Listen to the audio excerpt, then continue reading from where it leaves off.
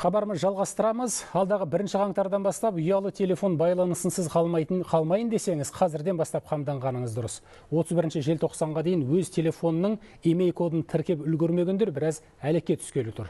Бұл жөнінде жылдың басынан бері айтылып ақ келеді, бірақ халық асығар емес. Бүгінге дейін еліміздегі 27 миллиондай абоненттің тек 72% тіркеуден өткен екен. Және біраз адам оның мәнісін дұрыс түсінбей, телефонын емес сим картасының нөмірін тіркетумен шатыстырып жүр. Тақырыпты тілшіміз толықтырып айтсын. Жұртшылық қаперіне, бұл сим-картаны емес, сим-карта салынатын мобильді құрылғылардың бәрін тіркету керек.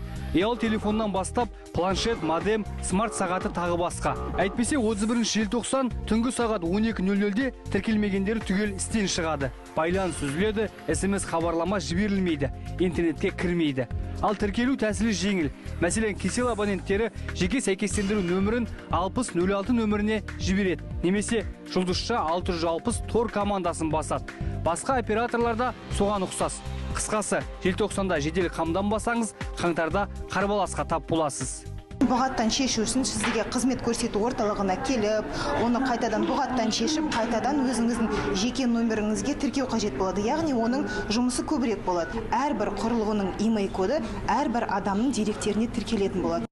Енді көпшіліктің көкейіндегі күдікке келсек, егер тіркелсек, еркін сөйлесу, кез келген SMS хат, бәрі тексеріледі деген мазасыз ой торлап жүр. Бірақ ол жаңсақ пікір. Имей кодты жеке сәйкестендіру нөмірінің дерегіне енгізу арқылы ұрлықты азайтуға, сосын экстремизм және терроризммен күресті күшейту үшін керек.